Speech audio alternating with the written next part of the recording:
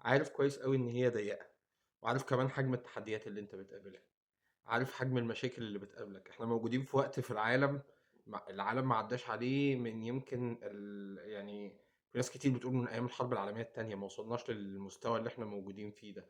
وبعدين أزمات كتير ورا أزمات وكوارث ورا كوارث، ومش عارفين هنخرج من الدوامة دي إزاي. الفكرة إن ربنا سبحانه وتعالى حَل الموضوع ده بشكل بسيط جدًا. زمان النبي عليه الصلاة والسلام في فترة من الفترات انقطع عنه الوحي، تمام؟ ويُقال إن استمرار انقطاع الوحي ده في ناس بتقول إن هو استمر ل3 سنين. تخيّلوا الوحي أصلًا هو الدليل على الدليل على النبوة، هو اللي بينزل يقول النبي عليه الصلاة والسلام سواء كان القرآن الكريم فهو المنهج اللي كانوا ال ماشيين بيه المسلمين. فينقطع الوحي المدة دي كلّها، لدرجة إن الكفار لمّا كانوا بيقابلوا النبي عليه الصلاة والسلام، فطبعًا لمّا كانوا بيسألوه على أي حاجة الوحي ما نزلش بيها، فالنبي عليه الصلاة والسلام مش بيقول الإجابة لإنه هو مش عارف، تمام. فالكفار قالوا للنبي صلى الله عليه وسلم: "نرى أن ربك قلاك." يعني إحنا شايفين إن ربنا سابك. ف فنزلت بقى سورة هي من أجمل سور القرآن الكريم، هي سورة الضحى. سورة الضحى ديّة هي فيها حل كامل ومنهج كامل لفكرة إن أنت لو موجود في أزمة إزاي تقدر تخرج من الأزمة. سورة الضحى فيها كل حاجة، فيها كل حاجة ممكن تتخيلها عشان تقدر تحل المشكلة اللي موجودة عندك. من أول أصلًا اسمها حتى سورة الضحى، ومعنى فكرة الضحى إن إحنا في ليل كان موجود فجه بعديها الضحى.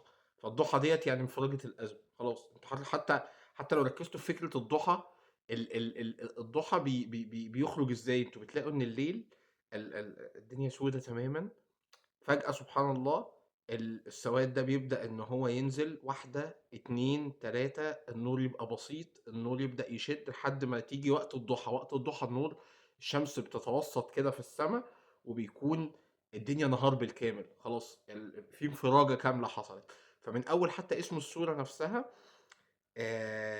إن والضحى والليل إذا سجى، ربنا سبحانه وتعالى بيقسم بالضحى وبيقسم بالليل. خلاص الليل ال ال الليل ال ال ال ال اللي رحل وجِه بعديه الضحى ده، ما ودّعك ربُّك وما قَلَى. رَد صريح على الكفار الحاجة اللي هم اتهموا بيها النبي عليه الصلاة والسلام إن ربنا سبحانه وتعالى ودّعه.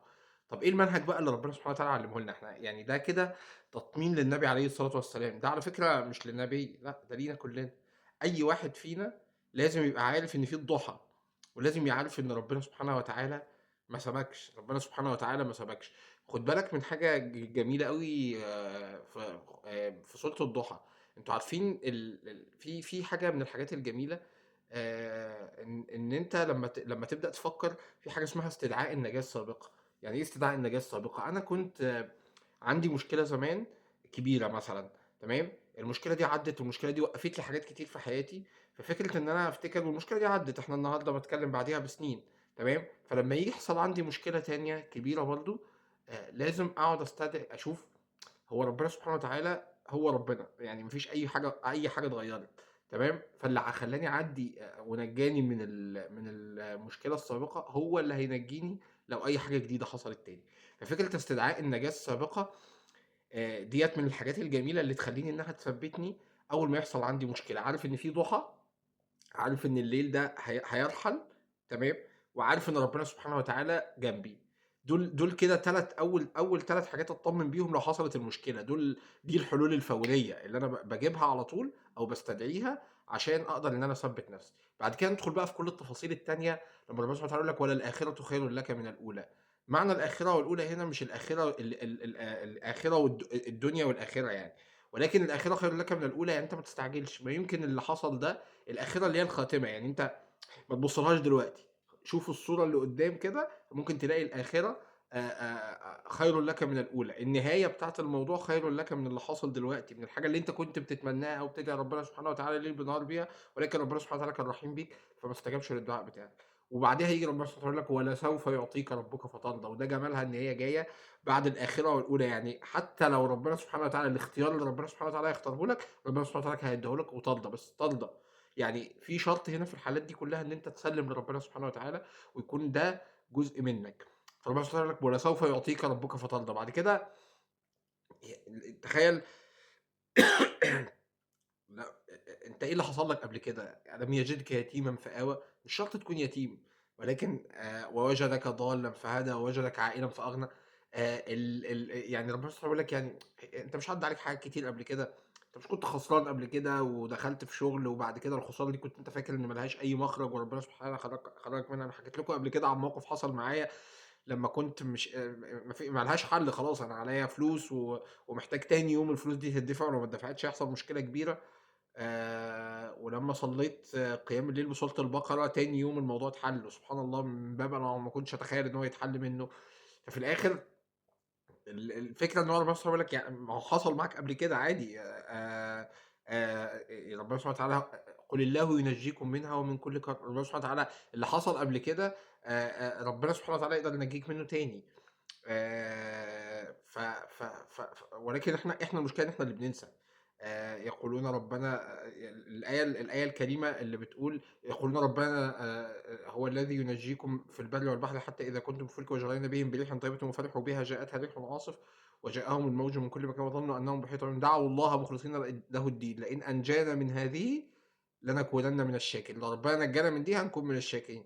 فلما نجاهم إذا هم يبغون في الأرض بغير حق. إحنا بننسى، المشكلة إن إحنا بننسى. فربنا سبحانه بيفكّرك بيقول لك ما خُد بالك إن في حاجات كتير اتطمّن. هو هنا ربنا سبحانه بيكلّم الإنسان اللي عنده يقين في الله، إن أنت اتطمّن، حصلت قبل كده وربنا سبحانه وتعالى نجّاك. فما تقلقش، لإن حتى لو حصلت مرّة تانية و2 و3 ما تقلقش، ربنا سبحانه وتعالى هينجّيك، لإن ربنا سبحانه وتعالى هو ربنا سبحانه وتعالى.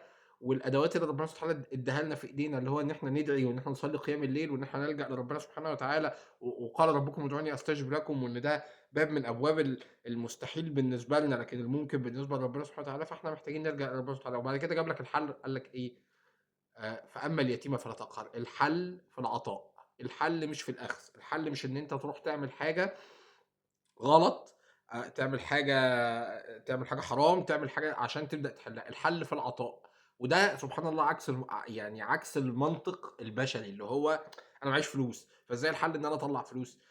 ده الحل الرباني. ربنا سبحانه وتعالى بيقول لك إن هو يا ابن آدم أنفق عليك. أنت لمّا أنت تعمل يا ابن آدم لا تخشى من ذي العرش إقلالا. ما تخافش. ربنا سبحانه أنت كل ما تنفق ربنا سبحانه حتى لمّا ربنا سبحانه وتعالى شبّه ده في سورة البقرة قال لك إيه، مثل الذين ينفقون أموالهم في سبيل الله كمثل حبة.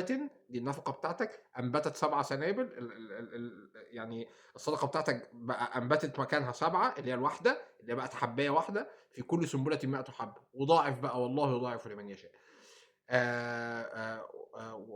وربنا بعد كده قال لك فأما اليتيم فلا تقهر وأما السائل فلا تنهر وأما بنعمة ربك فحدث. اتكلم بنعم ربنا سبحانه وتعالى عليك. وحس النعم ديّة، يعني حسّها فيك وفي كيانك وفي حياتك وفي كل حاجة أنت بتعملها في دنيتك. اللي أنا عايز أوصل له في الآخر من الفيديو ده، لإن الصورة دي من أحب الصور لقلبي. وأنا لمّا باحس إن أنا في أي مشكلة باقرأ سورة الضحى. أنا لمّا أي مشكلة تقابلني في حياتي باقرأ سورة الضحى. ليه؟ لإن أنا باحس إن هي خلاص هي فيها الحل الكامل. أنت ربنا سبحانه وتعالى بيقول لك أول حاجة استدعي النجاة السابقة. أنا نجيتك من قبل كده، فأنا هانجيك من اللي جاية. اتطمن، أي ليل هييجي بعديه صبح، فأنت ما تخافش. ما تستعجلش النتايج، ممكن يكون الآخرة خيرٌ لك من الأولى. أنت ما تعرفش آخرها إيه. والنتايج اللي هتيجي أنا هاخلّيك إن شاء الله تكون طول ما أنت مسلّمها لربنا سبحانه وتعالى، أنا هاخلّيك ترضى بالنتيجة اللي هتحصل. وأنت دايمًا ادّي أكتر من فكرة ما تفكّر إنّك تاخد، فهتاخد أكتر بكتير بعد كده. نتايج وفتح من ربنا سبحانه وتعالى وبركة في حياتك. طول ما أنت كل تفكيرك إن أنت إيد ممتدة بتساعد أي حد. فده الحل. ده الحل الرباني ل ل ل لأي حاجة في الحياة. لو إحنا فكّرنا فيها بالشكل ده إن شاء الله ما فيش أي مشكلة مهما كانت كبيرة علينا، هي كبيرة على ربنا سبحانه وتعالى. ولو إحنا مشينا بالحل ده يعني أنا باتكلّم عن تجربة، فعشان حصل معايا الموضوع ففرق معايا كتير جدًا إن أنا فعلًا خرجت من مشاكل كتير بالمنهج ده. ف فديّة دعوة لأي حد عنده مشكلة كبيرة. اقرأ سورة الضحى من النهارده بمفهوم تاني. اقرأ سورة الضحى بالمفهوم ده. اقف قدّام آية وأنت بتقرأ سورة الضحى. ابدأ فكّر كإن ربنا سبحانه وتعالى بيوجّه الكلام ده ليك أنت. الكلام ده ليك أنت مباشرةً. ربنا سبحانه وتعالى بيقول لِك أنت إن الليل هيمشي، وبيقول لك إن أنت ربنا ما ودّعك ربُّك وما قلى. ربنا سبحانه بيقول لك ولسوف يعطيك ربُّك فترضى. خُد الصورة ديّة نازلة لك أنت. ربنا سبحانه وتعالى بيكلمك أنت. وارضى عن ربنا سبحانه وتعالى عشان ربنا سبحانه يرضى عنك. شكرًا والسلام عليكم ورحمة الله وبركاته.